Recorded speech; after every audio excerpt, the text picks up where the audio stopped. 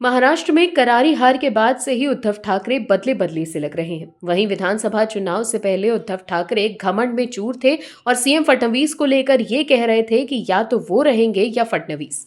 लेकिन चुनाव के नतीजों के बाद उद्धव ठाकरे समझ गए हैं कि फडणवीस ही महाराष्ट्र की राजनीति के असली खिलाड़ी हैं और वो फडणवीस से मिलने के लिए बेचैन हो गए हैं। दर्शकों, कहते हैं ना कि राजनीति में कोई किसी का स्थायी दुश्मन नहीं होता और कोई किसी का स्थायी दोस्त भी नहीं होता। राजनीतिक जरूरतें समय के साथ बदलती रहती हैं। कहने वाला तो ये भी कहते हैं कि राजनीति संभावनाओं का खेल है। यहाँ कौन कब बाजीगर बन जाए कोई कुछ कह नहीं सकता। समझने की जरूरत तो ये भी है कि राजनीति में सिर्फ लोग अवसर देखते हैं और अवसर के अनुसार चीजें बदलती रहती हैं। दर्शकों, कहते हैं ना कि इंसान को धोखा देने से पहले इतनी गुंजाइश तो रहनी चाहिए कि कल कुछ बदले तो नजर मिलाने लायक तो रहें। लेकिन उद्धव ठाकरे ने ऐसे ऐसे अनर्गल आलाप किए हैं कि सभी दरवाजे उनके लिए अब बंद हो चुके हैं। हम ऐसा क्यों कह रहे हैं, सुनिए आप इस रिपोर्ट में। हिंदी फिल्म खानदान का एक गाना है, ये मुलाकात एक बहाना है, प्यार का सिलसिला पुराना है। हार के बाद जब उद्धव ठाकरे सीएम फडणवीस से मिले तब महाराष्ट्र की राजनीति में हलचल पैदा कर दी थी।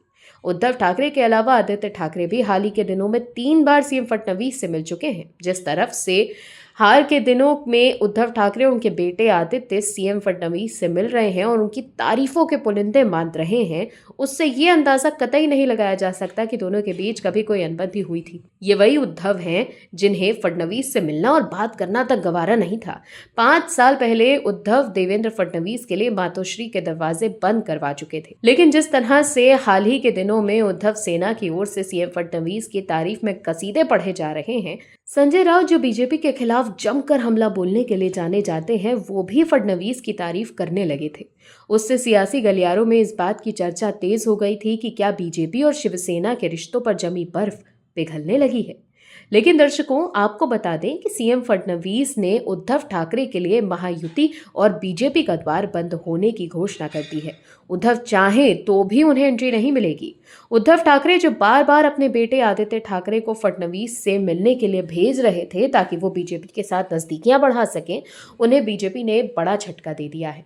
फडणवीस ने उद्धव ठाकरे को साफ संदेश दे दिया है कि उनके लिए अब दरवाजे बंद हो गए हैं। लेकिन सवाल यह है कि सीएम फडणवीस को इतनी बेरुखी दिखाने की जरूरत क्या थी। राजनीति में रिश्ते बनते बिगड़ते रहते हैं, पता नहीं कब किसकी गरज पड़ जाए। पिछले कुछ समय से उद्धव ठाकरे, उनके बेटे आदित्य ठाकरे और सांसद संजय राउत समेत कई नेता देवेंद्र फडणवीस की तारीफ कर रहे थे। इसीलिए अटकलें लग रही थी कि भविष्य में उद्धव को साथ लिया जाएगा। राज्य की जनता देख रही है कि जब से महायुति की सरकार बनी है, उद्धव ठाकरे और देवेंद्र फडणवीस के बीच मुलाकातों की संख्या बढ़ गई है। हाल ही में चर्चा तेज हो गई थी कि उद्धव ठाकरे भविष्य में महायुति में शामिल हो सकते हैं।